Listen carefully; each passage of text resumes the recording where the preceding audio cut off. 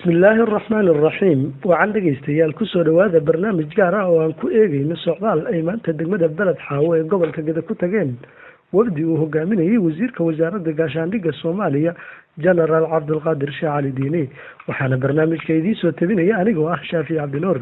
أبارك بيتبانكي برقني ما يكدو شيء ديارة دي سيدي وفدي وزير كقاشانديق عبد القادر شاعلي ديني جرام كديارة بها هذا العدي مقالة المقدسة إذا وجهزتي حقها يقبل كده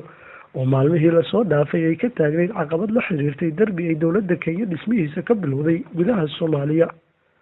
kadib duulimaad hawo oo aan ku jirnay muddo saacad iyo bar ah waxay diyaaradii aan sidanay ka caga dhigatay garoonka diyaaradaha ee degmada Doolow ee waqooyiga gobolka Gedo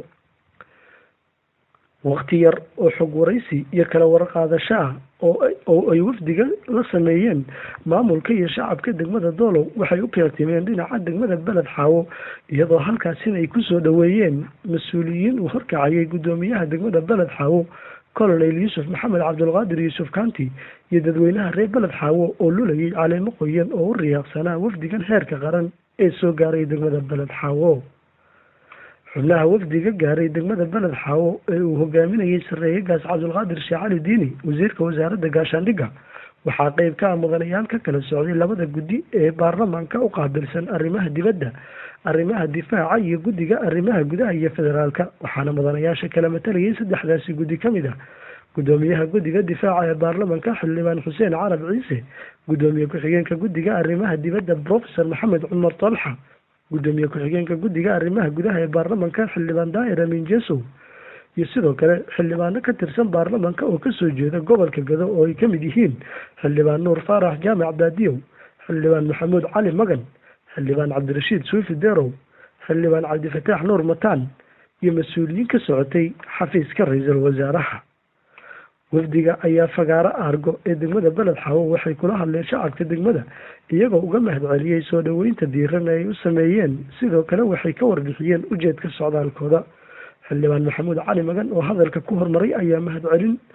kadib reer Balad Xaawo ugu bishaareeyay in dowlad ahaan ay garab taagan yihiin isagoo ku nuuxnuuxsaday inaan marnaba la aqbali karin intaa ka kamid ah dhulka Soomaaliyeed ee dowladda Kenya ku soo xadgudubto wuxuuna codbaahiyaha ku soo dhaweeyay wasiirka wasaaradda difaaca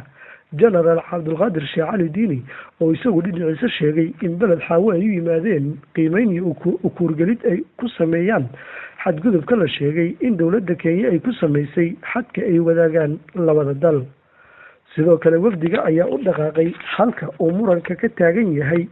ee ay dowladda Kenya sheegtay inay ka dhisayso darbi arrintaas oo murankeeduba waayadii dambe uu ka jiray aagaasi duqa degmada Balad Xaawo Colonel Yusuf Kanti ayaa wafdiga wasiirka u sharaxay soona tusay meesha ay Kenya kaga xadgudubtay dhulka degmada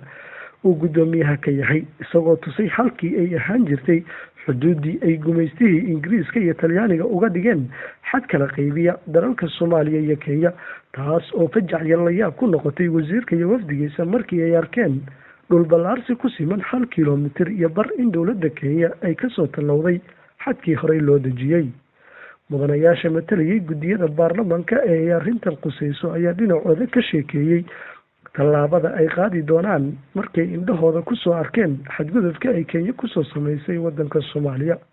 xildhibaan Xuseen Carab Ciise xildhibaan Professor Talxa iyo xildhibaan Jeesow ayaa dhammaantood si isku mid ah u sheegay in Kenya ay si rasmi ah ugu soo xadgudubtay ciidda Soomaaliyeed loona baahan yahay in hay'adaha fulinta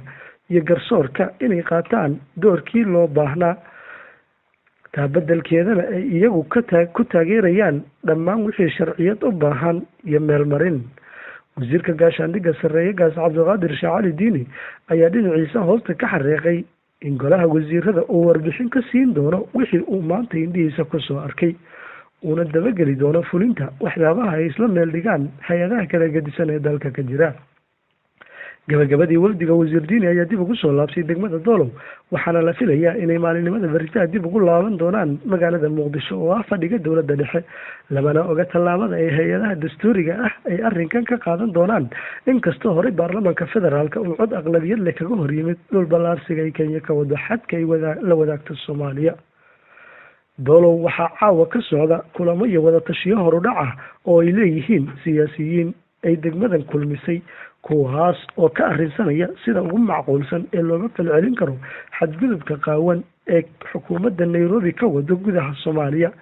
Kenya ayay ciidamo badan ka joogaan gudaha dalka Soomaaliya kuwaas oo qayb ka ah howlgalka Midowga Afrika ee AMISOM, waxaana toddobaadkii gudihiisa baarlamaanka Soomaaliya uu u codeeyay in ciidamada Kenya laga saaro gudaha dalka, inkastoo madaxda dalkaasi ay ka hor yimaadeen baaqi iyo soo jeedinta baarlamaanka Soomaaliya.